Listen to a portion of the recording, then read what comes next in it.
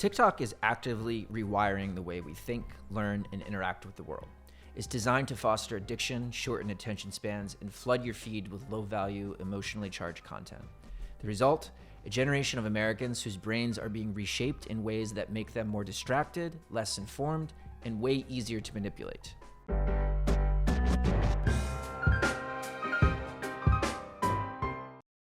So, why should you care? Because the battle for your attention isn't just draining your time, it's reshaping your brain. TikTok isn't just addictive by design, it's corrosive by design. It fragments your focus, hijacks your dopamine, and rewires your sense of self-worth. And for an entire generation growing up on this app, that damage isn't theoretical. It's visible in their anxiety, their attention spans, their declining social skills, and their warped sense of reality. This isn't just a parenting problem, it's a cultural crisis. Here's how it works. TikTok hijacks your brain's reward system. Every time you scroll and see a new video, your brain gets a little hit of dopamine, the chemical that makes you feel good. This creates a feedback loop that keeps you hooked, scrolling endlessly for the next dopamine hit. Dr. Anna Lemke, a Stanford psychiatrist and author of Dopamine Nation, explains the effects of constant dopamine stimulation. Platforms like TikTok are engineered to exploit our brain's natural reward pathways, which over time can desensitize their reward system. This makes it harder for users to find pleasure in slower, more meaningful activities like reading, learning, or even face-to-face conversations. And it's not just about feeling good. Studies show that this constant dopamine overload can actually damage the prefrontal cortex, a part of your brain responsible for decision-making, impulse control, and focus.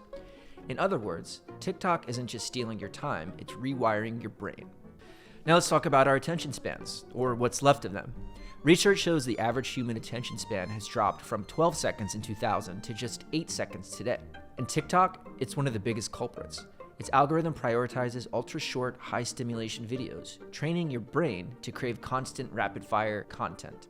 Dr. Gloria Mark, a cognitive scientist, discusses the effects of digital media on attention. When you're constantly exposed to short bursts of information, your brain becomes conditioned to expect quick rewards. Over time, this can lead to a phenomenon known as attention fragmentation, where your ability to focus is permanently diminished. Attention fragmentation doesn't just make it harder to focus at school or work, it also impacts critical thinking. When you're bombarded with rapid, sensationalist content, you lose the ability to process information deeply. That makes you more vulnerable to misinformation, emotional manipulation, and let's be honest, bad decisions. Now here's where things get really interesting. ByteDance, the company behind TikTok, also runs Douyin, the Chinese version of the app. On the surface, they look the same. Same engineering teams, same algorithms, same addictive design, but dig a little deeper and you'll see they're worlds apart. In China, Douyin is like TikTok's overachieving sibling. For users under 14, it enforces strict time limits, 40 minutes a day, and curates content that promotes education, science, and patriotism. Meanwhile, TikTok bombards its global audience with a relentless stream of brain-numbing content, endless viral dances, pointless pranks, shallow trends, and outright garbage designed to keep users mindlessly scrolling for hours. It's as if ByteDance is saying, let's raise a generation of thinkers at home while the rest of the world gets hooked on digital junk food. In China, Douyin is used to promote positive energy, content that inspires learning, unity, and national pride. This is in stark contrast to the content promoted on TikTok, which often fosters division and distraction in other countries. To be clear, this isn't a coincidence. It's a deliberate strategy. By promoting educational content at home and divisive content abroad, China is strengthening its own society while weakening its competitors. It's like a digital Trojan horse, and we're letting it right through the gates. TikTok is actively reshaping the brains of its users. By fostering addiction, shortening attention spans, and amplifying divisive content, TikTok is creating a generation that's more distracted, less informed, and easier to manipulate. And while Douyin is building a smarter, more disciplined society in China, TikTok is doing the exact opposite everywhere else. The question is, how much longer are we going to let this happen? Let's take a look at TikTok's rise in the US. Since 2019, ByteDance, TikTok's parent company, has spent over $27 million on lobbying in Washington, D.C. This makes ByteDance one of the most aggressive foreign-owned entities trying to sway U.S. lawmakers. ByteDance's spending spree has skyrocketed in recent years. In 2024 alone, they shelled out a record $10.36 million on federal lobbying, Why? Because TikTok is under the microscope like never before.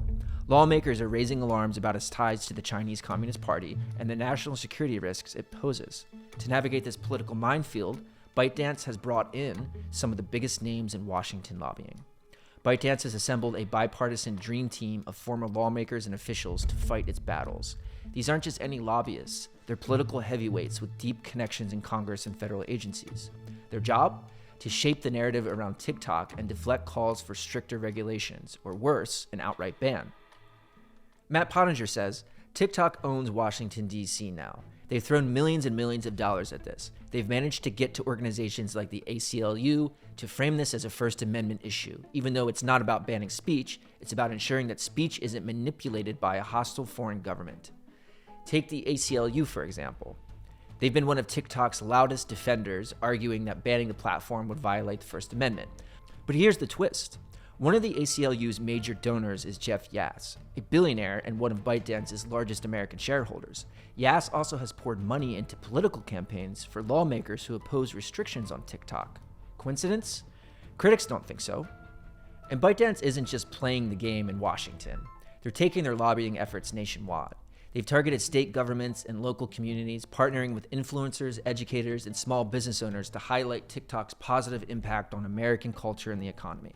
It's a grassroots strategy designed to counter the growing calls for a ban or forced divestment. ByteDance has also teamed up with think tanks, advocacy groups, and media organizations to shape the public opinion. These partnerships have helped TikTok position itself as a victim of political overreach, even as evidence mounts of its ties to the CCP and its potential for data misuse and content manipulation. American ownership doesn't make TikTok safer.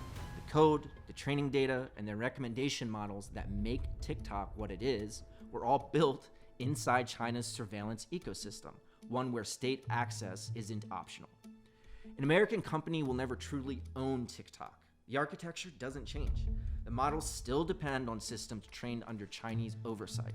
The algorithm remains a black box that can be tuned, updated, or manipulated remotely. That's why the security risk never goes away. Beijing doesn't need to own the servers to own the outcome. All it needs is a pipeline into the American mind. And TikTok already built that.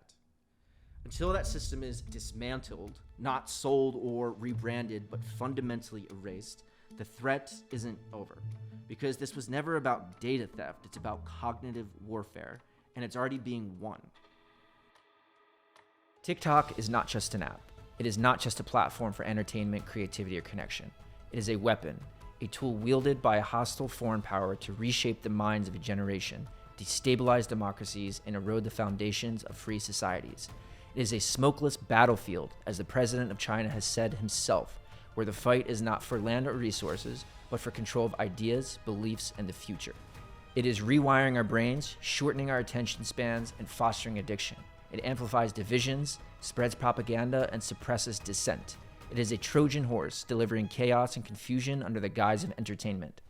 So, I'll ask again, why should you care? Because this wasn't just a story about an app. It was a warning about the future of freedom.